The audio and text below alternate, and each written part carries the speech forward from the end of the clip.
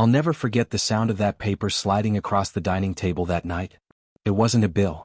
Not junk mail. No, it was colder, heavier. Divorce papers. Find a new home, she said flatly, as if she were asking me to pick up groceries.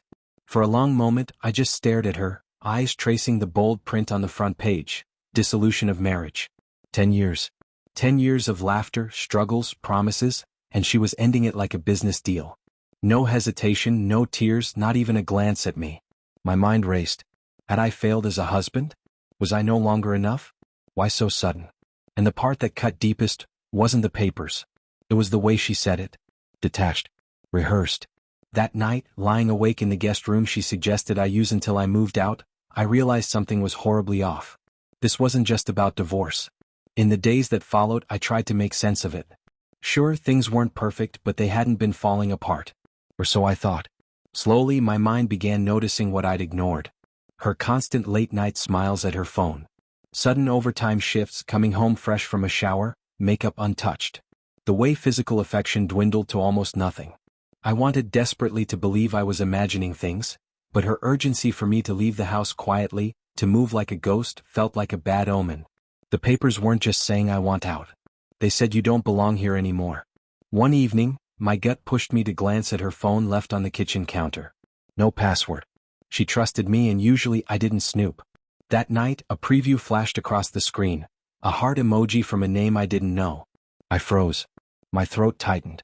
The message disappeared before I could read more, but my stomach already knew. From that moment, I started paying attention. The car mileage didn't match her supposed gym visits. Stories didn't add up, who she was with, what she was doing. Lies clumsily disguised as busy routines. The woman who had just told me to find a new home already had another life behind my back. I wasn't ready to confront her yet. I wanted proof, unshakable truth. So I began documenting. I checked bank statements, random restaurant bills, hotel charges. I tracked phone records, noting repeated calls to one number. Then one night, I did something I never imagined myself doing. I followed her. She claimed she was going to yoga.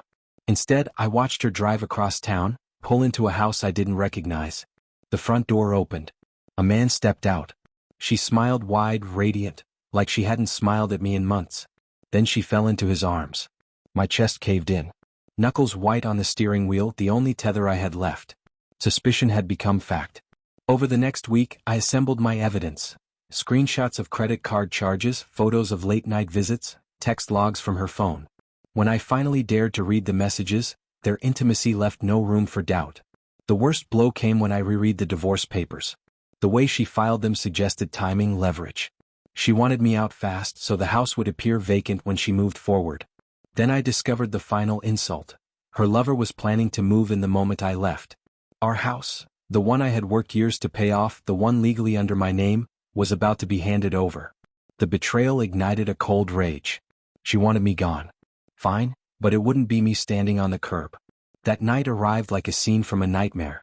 She pulled into the driveway, her lover beside her, confident smirks plastered on their faces, ready to claim what they thought was theirs. She reached for her keys. The lock wouldn't turn. I had already changed it. I stepped forward as she pounded on the door, her voice a mix of fury and desperation, calling my name. I pressed the folder against the glass. Photos, bank receipts, text printouts, every lie laid bare. Her face drained of color. The man tried to puff up, muttering about talking like adults. I cut him off, my voice calm and razor sharp. This is my home. My name is on the deed. You will never step foot inside. She shifted from pleading to shouting to tears. My resolve remained iron.